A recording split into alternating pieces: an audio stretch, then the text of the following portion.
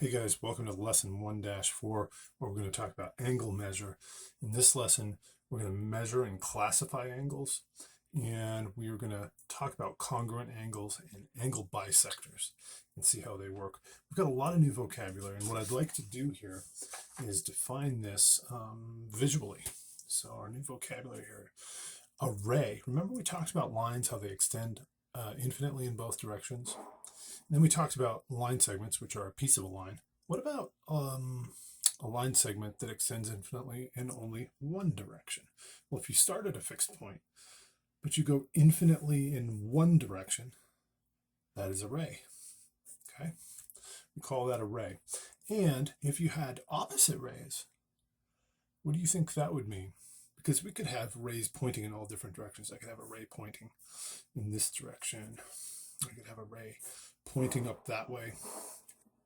But opposite rays would be, if I took this ray as an example, and I went in exactly the opposite direction, then we would have opposite rays. Opposite rays are interesting in that they look just like a line. And if we formed an angle with them, what would we call that angle? That would be a 180-degree angle, exactly half of a whole circle. Okay, so we got rays, we've got opposite rays. Rays are handy because if you put two of them together, you can form an angle.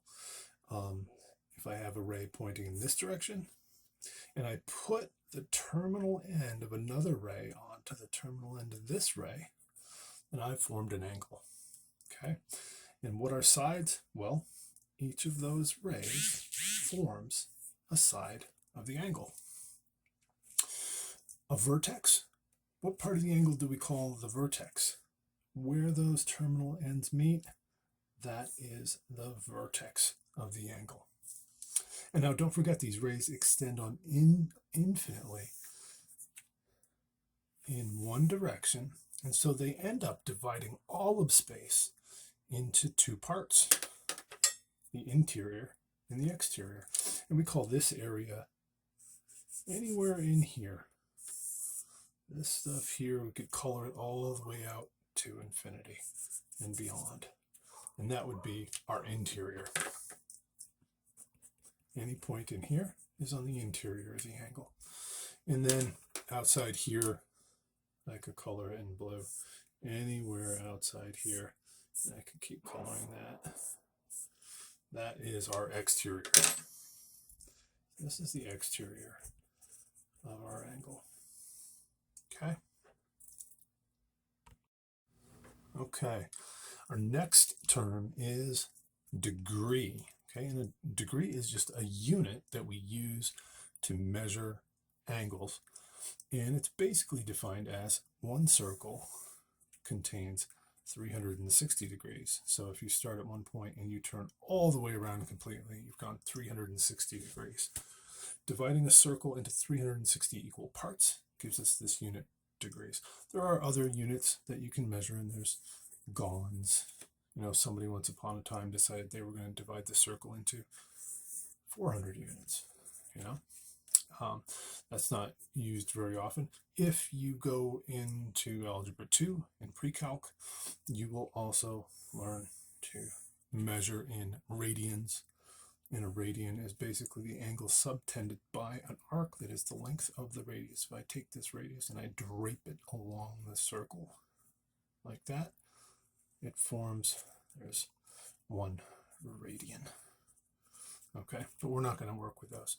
We are going to work almost exclusively with degrees in this class. Okay, depending on what it is that you want to measure, you might use degrees, you might use radians. In this class, we're going to use degrees. What is a right angle?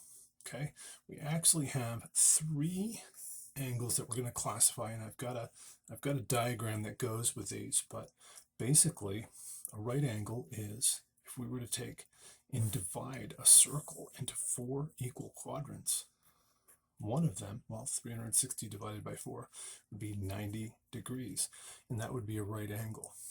Okay, so that is the symbol that we use to indicate that we have a right angle. We put this little square in the corner. Now, what if you were greater than 0 degrees but less than 90? Well, you'd be an angle perhaps in here. And then we would call this angle is acute. Okay, greater than 0, but less than 90. And again, I got a sketch that is going to go along with that, our key concept there. What if, however, I was talking about this angle right here? Okay, that angle right there, you can see it's greater than 90 degrees. I go past this quadrant, greater than 90, but not quite 180. Okay, so an obtuse angle is greater than 90, but less than 180. If you go over 180, so I'm going to say greater than 180, that's a reflex angle. And we're not really going to use those in this class, but you may have heard that term. Okay, angle bisector, we talked about segment bisectors in the last few lessons. An angle bisector, as you might imagine, is very similar in that it is something that cuts an angle in half, cuts it in 2 equal halves.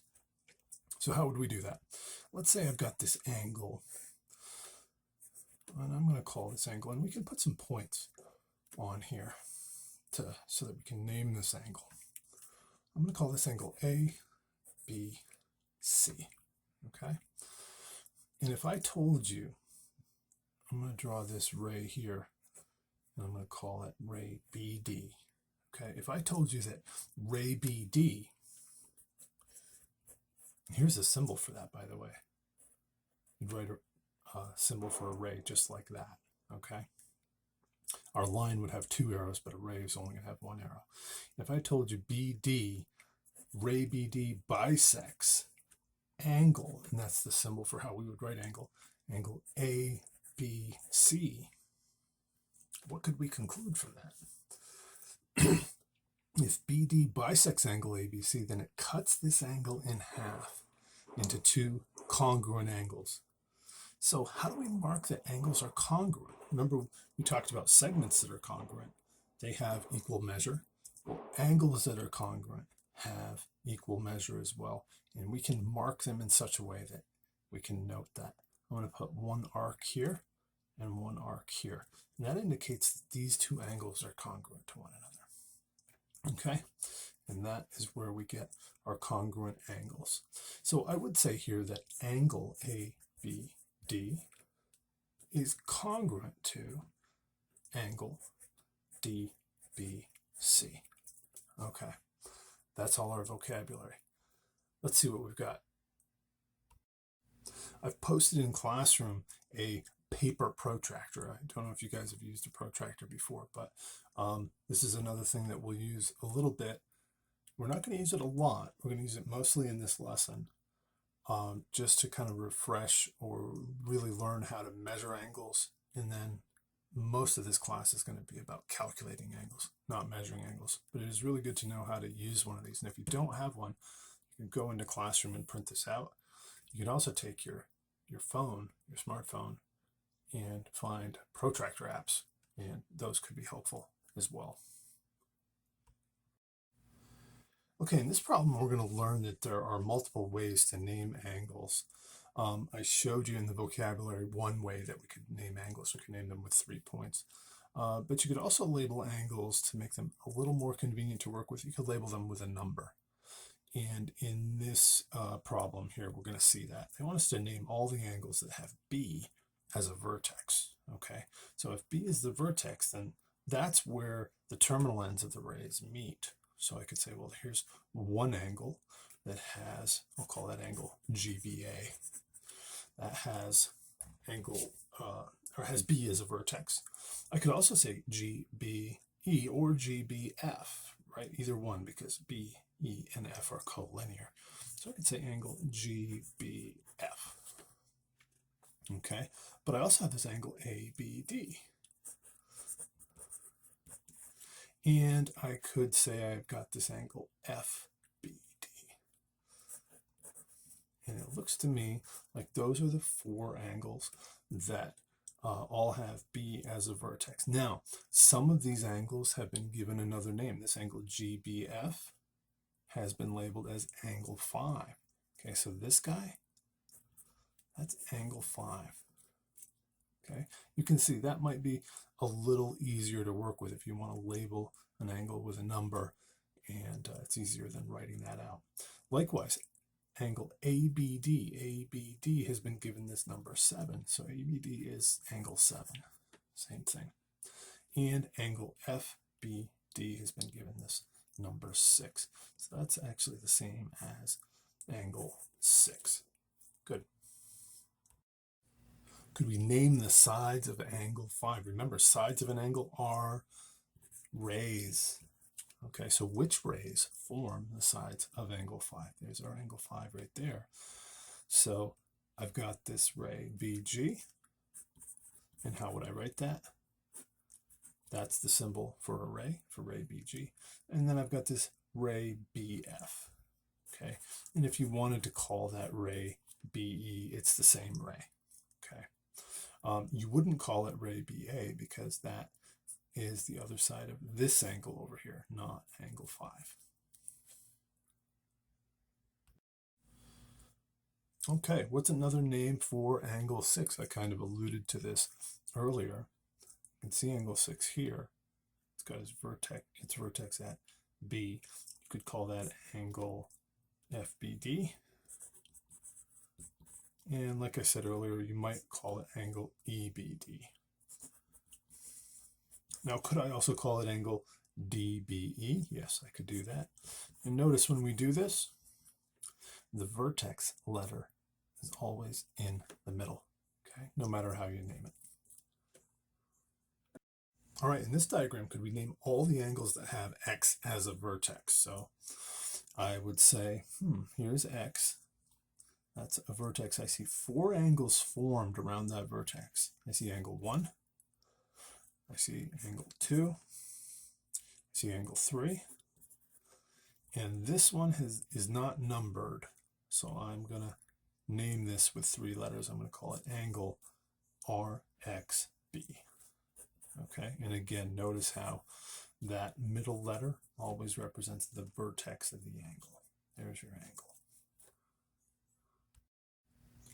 All right, which rays form the sides of angle 3? I've got angle 3 here, and so its vertex is at X. So the rays that form its sides, here's one side of this angle, and here's another side of the angle. So I would say ray XA is one side. And remember, that's how we write the symbol for a ray. That's ray XA. The other side is ray XB, or you could say XN. I'm going to call it XB. Okay? What is another name for angle 3? Well, here you can see angle 3 has its vertex at X. So you know the middle letter of this angle is going to have X. And XA and XB are the rays that form its sides, so I would call it AXB or BXA, either one. Angle BXA.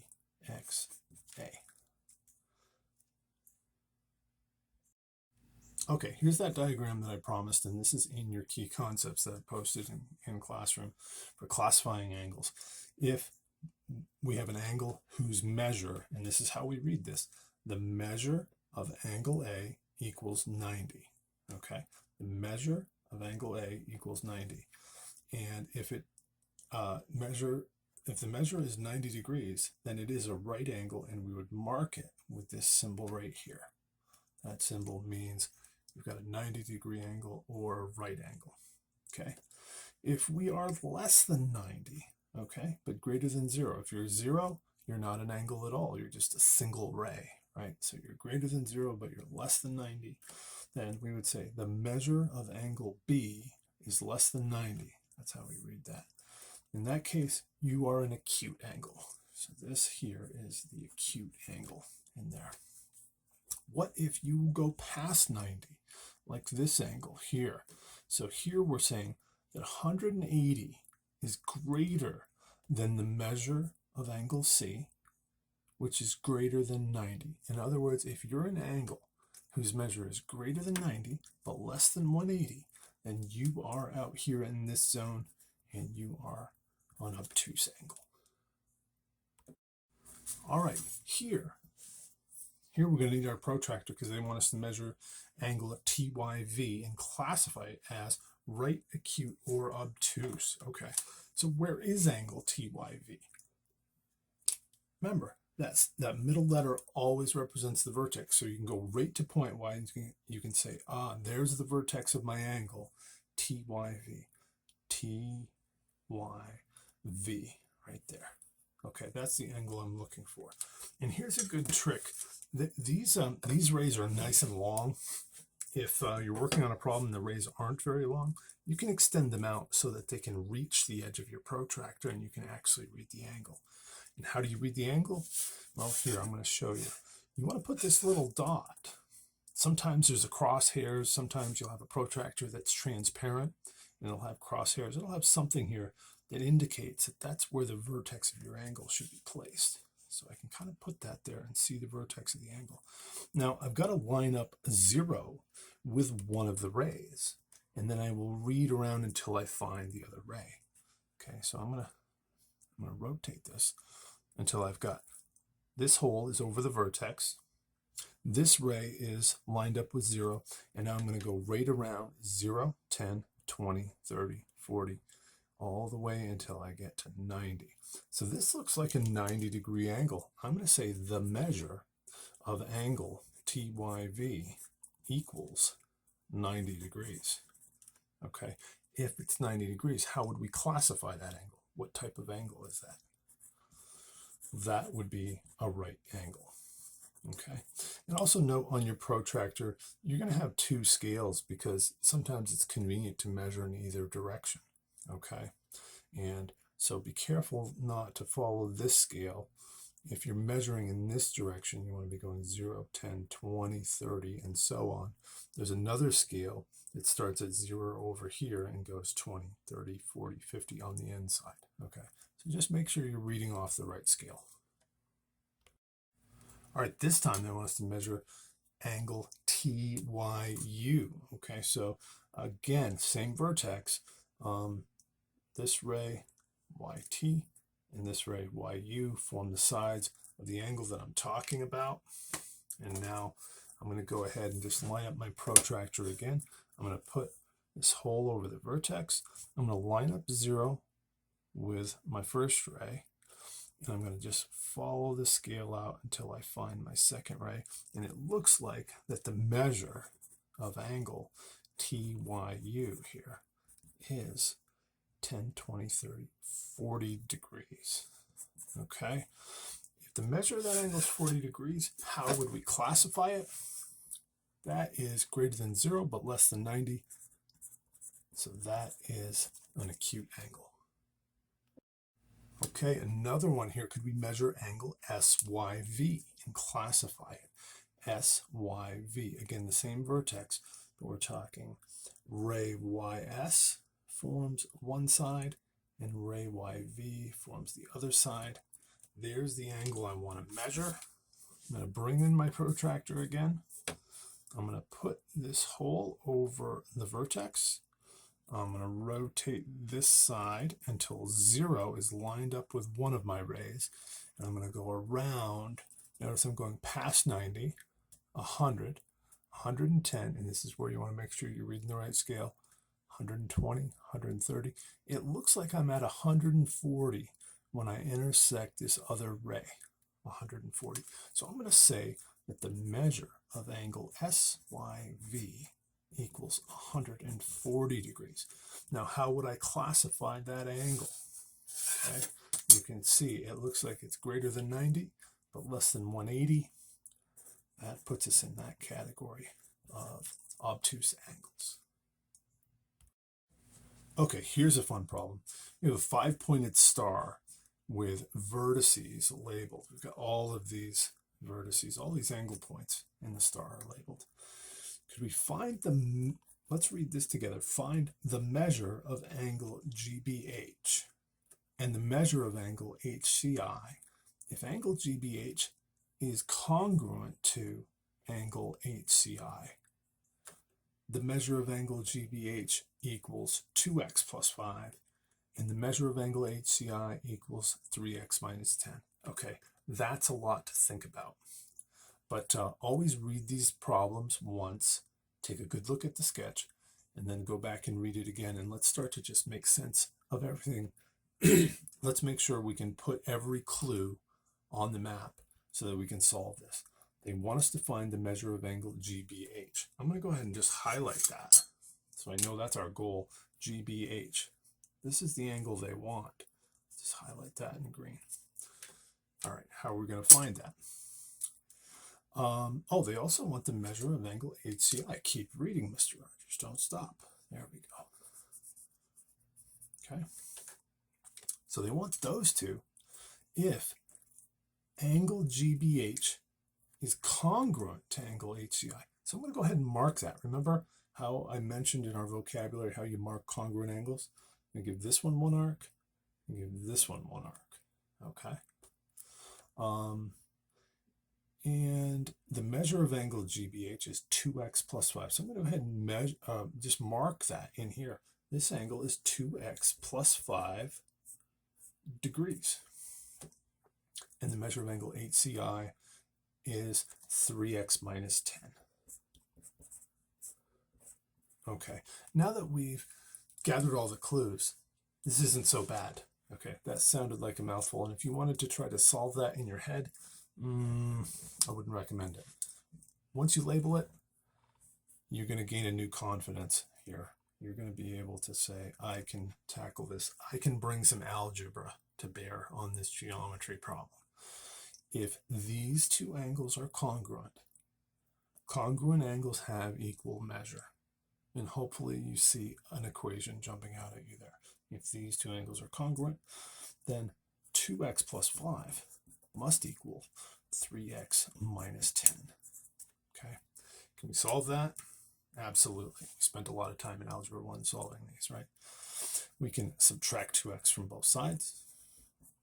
At the same time, we're going to add 10 to both sides. Okay, those guys go away. 5 and 10 is 15.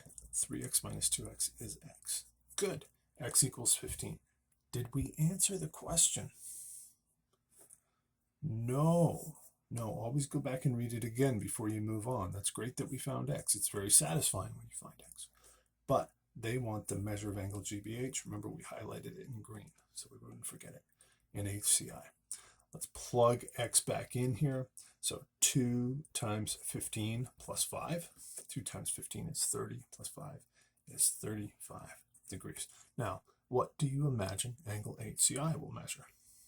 It better be 35 as well, because these are congruent angles. If you want to check your work, you can plug it in, and you better get the same answer, right? 3 times 15 is 45 minus 10 gives me 35 degrees. Good. All right, one last problem in this lesson, and this is a problem that's designed to get you guys in the habit of making sketches. Sketch everything in this class, okay? Geometry is all about sketching.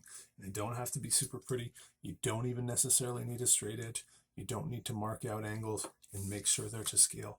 Don't do any of that. Just make a good sketch that you can follow and understand and work with and put the clues on.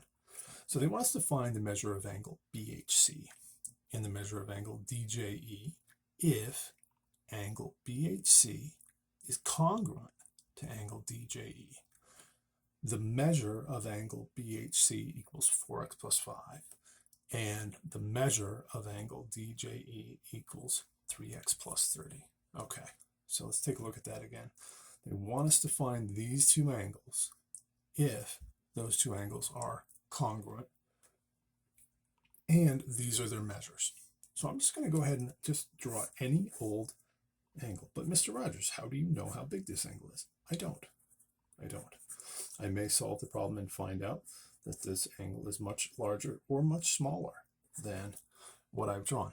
Doesn't matter. You just need a canvas on which you can work out this problem, okay? And I know that I also have this angle DJE.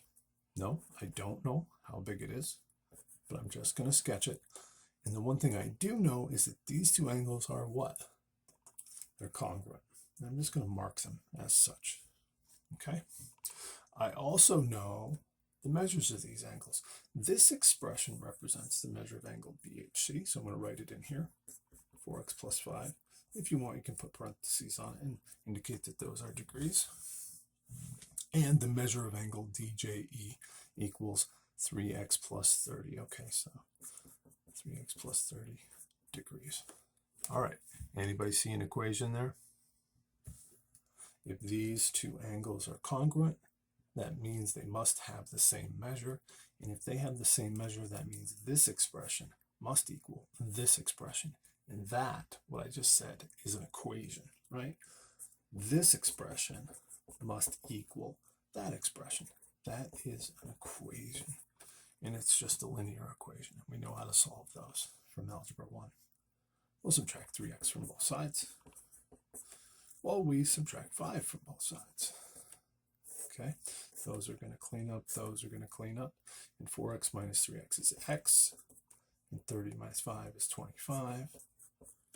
If you're looking at a multiple choice test, please don't circle 25 and move on. Don't get burned, please. Read the problem again. They want to know the measures of both of these angles. Okay, that means we've got to plug it back in. So I'm going to say this equals 4 times 25. I'm just plugging in 25 for x, plus 5. 4 times 25 is 100, plus 5 is 105. Now 105 degrees is an obtuse angle, but I drew an acute angle. Does that matter? Not at all. Don't even worry about it. If you do this problem and you find out that it's actually obtuse, but you drew it acute, leave it alone. It's good. It's perfect. Nothing wrong with it. We can assume that this is 105 degrees as well because the angles are congruent, but if you want to check your work, not a bad idea.